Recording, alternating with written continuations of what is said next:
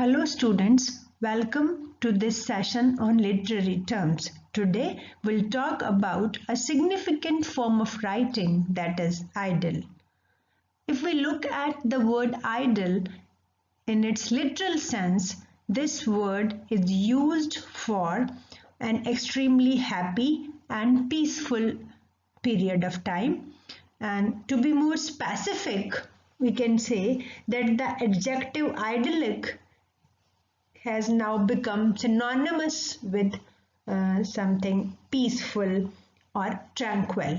But here today we are not to talk in detail about only the literal meaning of the word. Here we are to explore more about Idyll as a form of writing.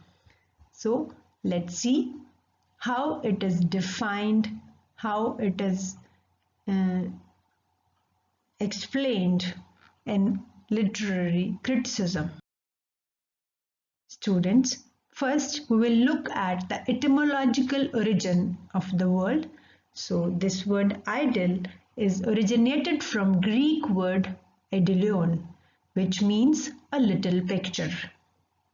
So on the basis of the etymological origin of this word, somewhat similar meaning is given to this term in Merriam-Webster dictionary. The dictionary defines Idyll as a literary form, as a simple descriptive work in poetry or prose. Student, here look at this very point, that this form of writing is not related only with poetry or with prose. It is used in both, that deals with rustic life or pastoral scenes and suggests a mood of peace and contentment. So the dictionary meaning or the dictionary definition of the term Idyll as a literary form talks about its being related with both the forms of writing, poetry and prose. And secondly, it talks about the portrayal of rustic life. And thirdly, it is related with the mood of peace and contentment, peace and tranquility.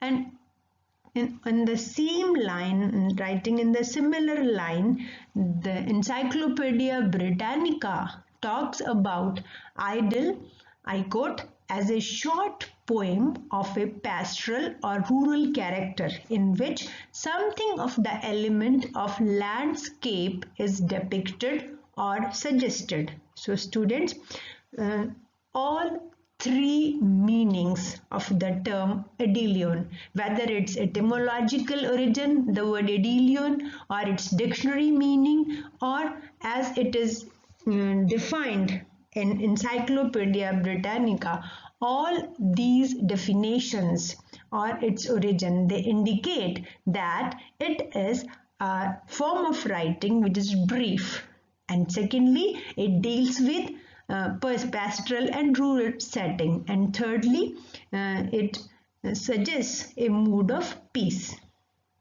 and contentment.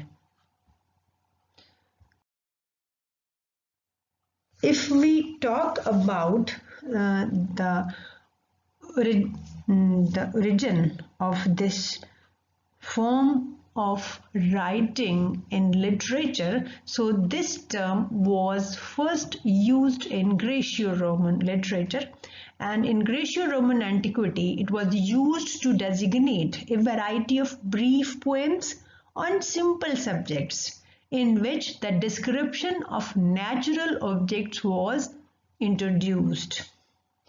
And the convention of pastoral, that how the pastoral setting has become central to this form of writing, it was developed by Alexandrian school of poetry and especially by the Greek poet Theocritus and his contemporaries in 3rd century BC. So student, here keep this point in your mind, that this very form of writing was popularized in 3rd century BC with the Idylls written by Theocritus, and at that time Theocritus has given very short picturesque description of the pastoral setting, because his name is associated with the pastoral poetry.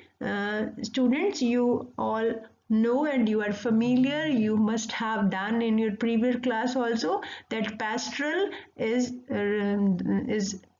defined as a term with something which is related with the life of pastors, something which is related with the life of the shepherds, and broadly speaking, that the setting, the rural setting, or the setting of the countryside, that is called pastoral.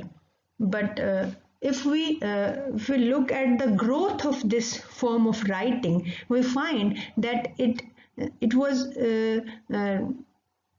explained as the portal of pastoral setting in 3rd century BC.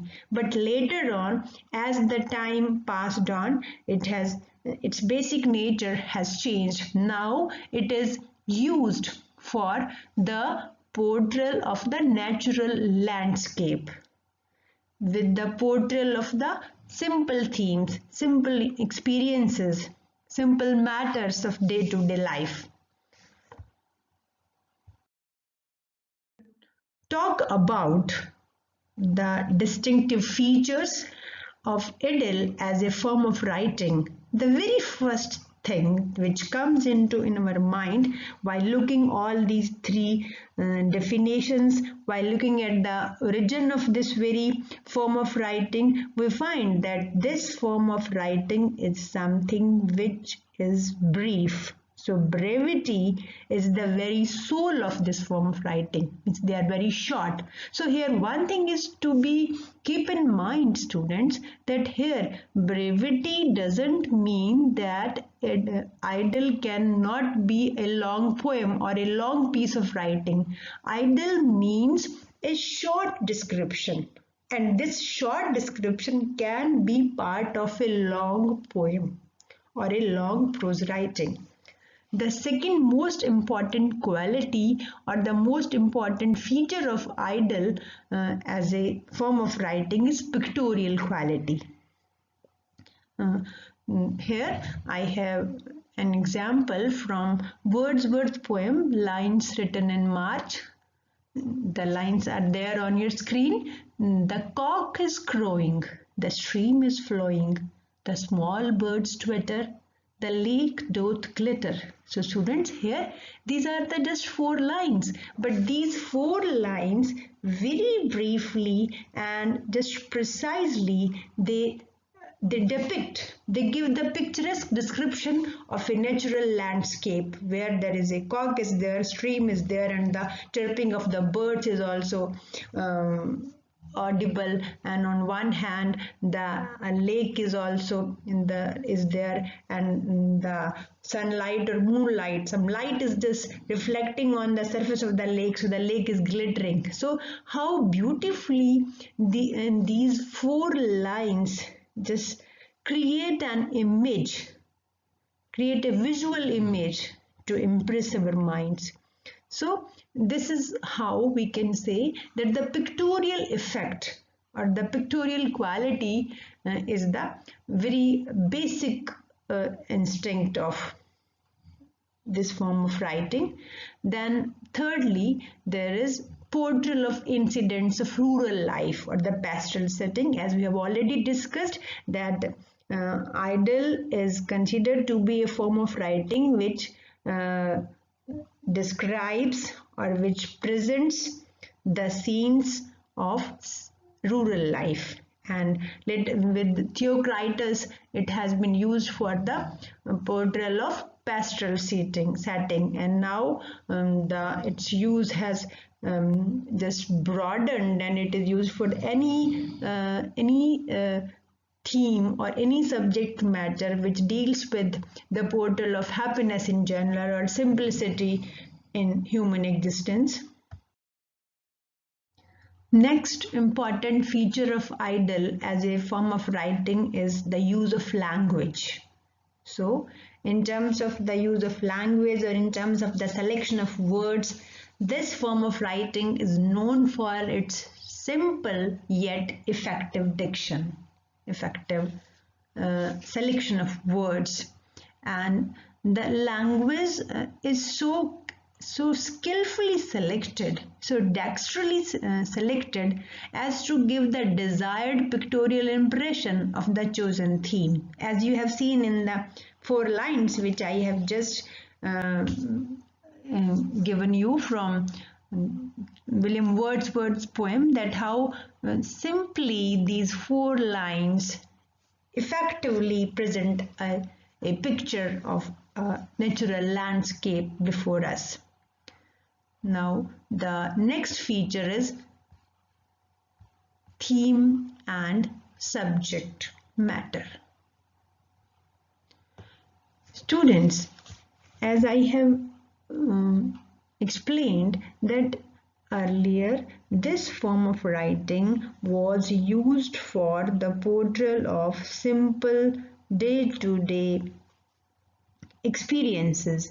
Then the pastoral setting or the portrayal of the simplicity of pastoral life was just related with this term with the Idylls of Theocritus. But if we look at the use of this form of writing in the writings of Milton or Wordsworth or in the writings of Tennyson, we find that there is a shift from the pastoral to just the portrayal of peace and happiness and simplicity. And lastly, that these idylls, this very form of writing which is to portray or give a picturesque description of the simplicity of human existence, they are written with a purpose to create a visual image in the reader's mind. The themes are very simple, the selection of words are very effective, but they are all joined together to give or to create a visual image through the words. So students, this is all about the general features of this very interesting form of writing. Now we will talk about some famous.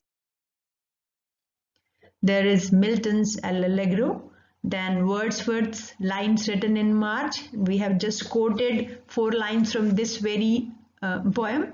Then Tennyson's Idylls of the King, and lastly Robert Browning's Dramatic Idylls. So student, this is all about idylls, and I hope now you have a very clear idea of this special or distinct form of writing, that is idyll. Thank you.